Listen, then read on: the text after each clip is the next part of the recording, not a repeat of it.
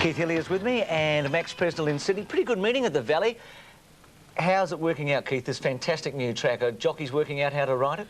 They are. The track has consolidated. It's only going to get better, Bruce. Rodney Griffiths said that you can ride wide and you must be more patient than a normal track. The track has been expanded. It's got the Strathair surface, so it is a different way of going. But the jockeys are working it out. But the two tricks are to be patient and it doesn't matter if you're wide.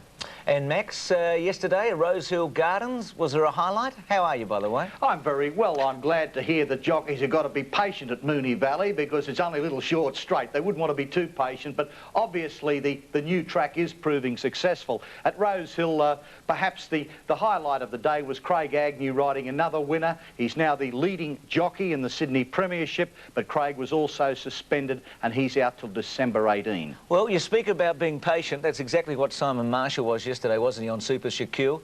This horse is now unbeaten this time up. He's won 3 from 3.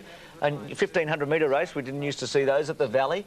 But he had an opportunity to go forward, but he just sat, I thought, Keith, which was a good move. He didn't commit himself too early, did he, before the turn? Exactly, Bruce. And after the race, he described it as not one of his better rides because he was wide most of the way. And that's the point I was making earlier, that you're really not disadvantaged by being wide the way the track is cambered. This is 3 on the trot to Super Shaquille. Yesterday's Super Shaquille carried 57.5 kilos.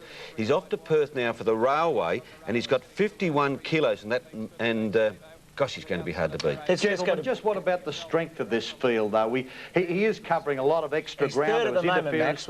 We'll just the Belzevere in front, and he's moved up third, hasn't he? Go on, Max. You don't think the field was very strong? Well, I'm putting that question to you. I think Super Shaquille is a very promising horse, going particularly well at present, but I just wonder about the quality of his rivals. Well, at this time of the year, I thought it was a pretty good race. On paper, Belzevere's above average. Voting hasn't come up. He takes off now, but I thought it was a good field for this time of the year, Max. This is where he sits, Keith, and it doesn't go, does he? He's sitting about a half length behind Belzevere.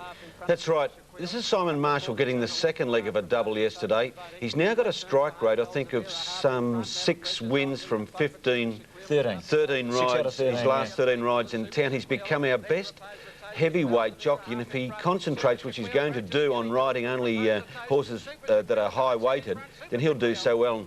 He's a very skillful rider.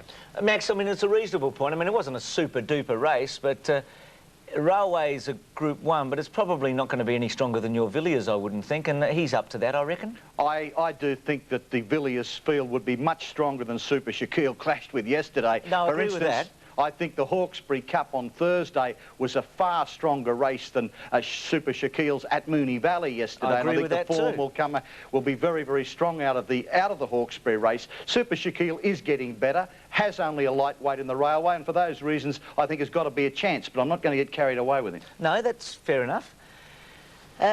Magical Storm, what did you think of her run yesterday? I thought it was a great effort. She gave the winner 10.5 kilos. She was beaten in the photo She's finish. third last at the moment, Keith, in the haze colours on the outside. Kiwi Golfers leading.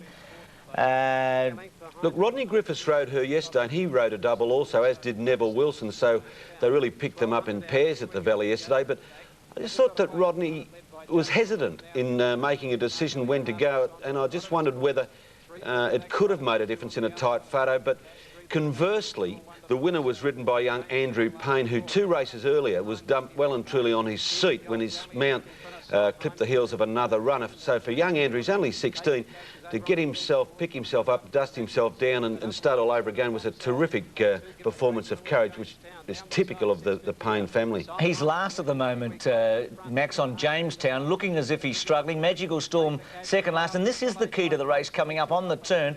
Pride of Kazoo's third. Kiwi Golf has been taken on by Sondheim. Now watch Magical Storm. Rodney, who's riding so brilliantly, I think probably could have taken the split between Pride of Kazoo and take the chance. Look, he just sits. Take the split? That's not enough. There is now. Now, he would have had to wait, and she had to go around. Look, it was touch and go. I mean, he's a brilliant rider, and she does take splits, but you watch Jamestown just come over the top and get her with the difference in weights. He's off to the Port Adelaide Cup. You reckon being a bit critical there, Max? Oh, no, I think it's a relevant point, Bruce, but It was a split-second decision. Perhaps Rodney went the wrong way, but I think overall it was a very reasonable ride. It was just a matter of the weight difference over the last 20 metres. Yeah, he's making 9 out of 10 right decisions, so we probably shouldn't criticise him from the stands, Max. Oh, he's riding brilliantly, isn't he? You had a great interview with him, didn't you, on 3UZ recently? Yeah, he's an interesting character. He's had his problems. He's fighting back from those, some financial problems caused by himself and some things that we all fall into at times. Yeah, well, good on him. He's riding absolutely brilliantly. Should be hard to beat in the Perth Cup. Max, I was thinking about taking her to the Summer Cup, but I think she's now committed to going to Western Australia Magical Storm. I think she'd win the Summer Cup. So if the Hayes camp are listening, if you want to pick up a nice little bit of hay, think about the Summer Cup, gentlemen. What about Light Up the World, Max? The 10-9 favourite, brilliant record first up. Seemed to have a reasonable run. Shane Dye rode it, didn't he? Yes. Had her on the fence about 3rd or 4th. Garron comes with a run here at 50-1 or something, wasn't it? Yes. Well, Light Up the World had to be fired out of the gate. She can be a bit tardy in the gates, so Dye did the right thing. He got a very mobile early. She was inclined to pull a touch, but has settled nicely there. But don't forget that she is carrying 57. She's conceding something like 5 kilos to a nearest rival. And you'll note here, when she wants to go forward, she can't go forward. But of course, if you'd back Light Up the World just behind the leaders, at this point you were curling your mo. That means you think you're on a good thing, for those that don't know what it means. Is that right, Maxie? Well, it's loosely interpreted, but now we're getting very worried. And of course, down the outside, Garron is very mobile, only a lightweight, and has dash clear. Now, Dye does get out and Light Up the World here for a couple of strides. She's going to really go on with it, but then, of course, Light Up the World can't run past the horse on the fence, the pacemaker Torpedo Kid. So you've got to say the run was disappointing, although there were some excuses. There's a nice each-way bet for you. Sitting on the fence, you don't normally do that. Hong Kong today. Really building, isn't it, Keith, this meeting, the Hong Kong absolutely. Cup? 3 big races over there. Unfortunately, State Taj, who won the bowl over there last year, went amiss, has had some leg problems and wasn't even a final acceptor. But we have a strong Australasian representation. What do you think, guys? The International Vars, the first of them there at 5:40 today, over 2,400. Would Campaign Warrior or Royal Snack have any hope? Oh, both are good on their day, but I wonder whether that day has passed, Bruce. Max, do you give Monopolise or Mamselle Padrille a chance in the International Bowl, the race that State Taj won last year? Of course, it depends on the strength of the opposition. I think Mamselle Padrille is the pick of those two, but I wonder how a mare would travel to Hong Kong. Monopolise is a very handy racehorse and will run well, but all things being equal, I think Mamselle Padrille has a tremendous chance. You like her a bit, don't you? I do, and I spoke, Max, with Ron Quinton on radio 2 days ago, and he said the mare has settled in fabulously, so I'm with her and Ronnie today, and with you for a change. And what about the big race, the Cup? With Station Han, I see that Mr Marconi's in the race, and so is our Marquis. An interesting runner is Mr Vitality. Would you give Station Han a hope? Well, he's placed 3 or 4 times at Group 1 level. He's got a hope, of course, but Mr Vitality's won either 5, maybe 6 on the trot, the former Australian, in Hong Kong, and he's the horse to beat. Max? I can't improve on that. Mr Vitality is an example, though, of how Australian talent is going to go to the East and go there in the... particularly in future years. Mr Vitality was an outstanding prospect before he left Australia, but I'll be having something each way on Station Han. I think he's a good racehorse, he's tough and he's very fit.